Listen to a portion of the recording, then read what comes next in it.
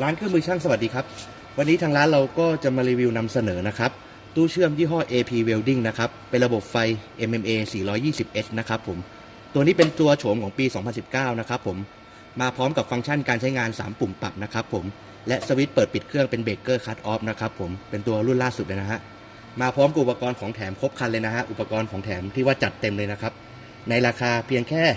1,990 บาทเท่านั้นนะครับราคาที่แจ้งไปนี้รวมค่าจัดส่งและค่าบริการเก็บเงินหน้าบ้านได้พร้อมเลยนะครับจัดส่งให้ทั่วไทยนะครับจังหวัดไหนก็ส่งให้ถึงหน้าบ้านเลยนะครับผมไม่มีบวกเพิ่มครับราคา 1,990 บาทเท่านั้นนะครับต่อไปเรามาดูที่ของแถมก่อนนะครับผม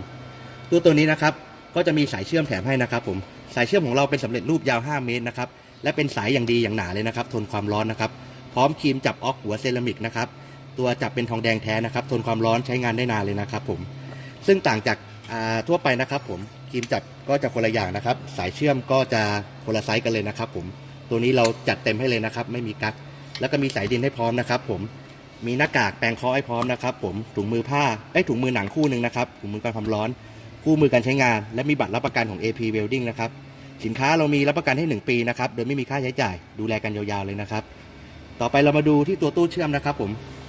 รุ่นนี้ 2019 นะครับฟังก์ชันการใช้งาน 3 ปุ่มปรับนะครับผมตัว A ก็เป็นตัวเร่งกระแสไฟนะครับผมนะฮะส่วนตรงกลางนะครับฮอตสตาร์ทนะครับผมเหมาะสำหรับในการเชื่อมลวด 4 มิลนะครับผมจะทำให้อาร์คง่ายนะฮะเป็นลวดใหญ่ขึ้นไปนะครับผม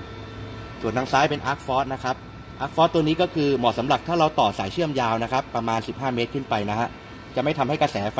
ดับลงนะฮะแต่ว่าจะไม่เพิ่มแอมป์นะครับให้ไฟคงที่และสมดุลนะครับผมต่อไปมาดูโดยตู้เชื่อมนะครับให้ดูโดยรอบๆนะครับตัวนี้ของเราเป็นสีดำนะครับสีดำด้านสวยงามเลยครับพร้อมหูจับแข็งแรง AP ของเรา 420 ตัวนี้เป็นไซส์ใหญ่นะครับถ้าจะเล่นตู้งานหนักแนะนำว่าเล่นตัวใหญ่ดีกว่าครับความคงทนจะคนละเรื่องเลยฮะจะดีกว่าเยอะครับผมดูด้านหลังนะครับ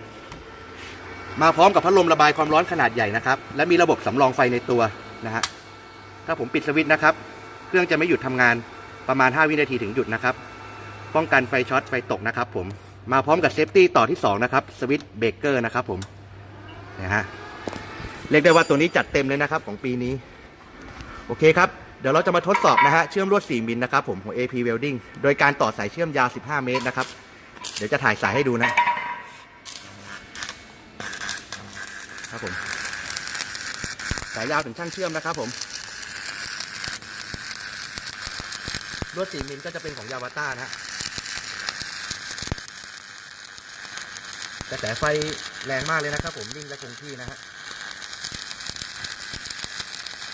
ลากยาวๆเลยครับช่างสุดขอบเหล็กเลยฮะ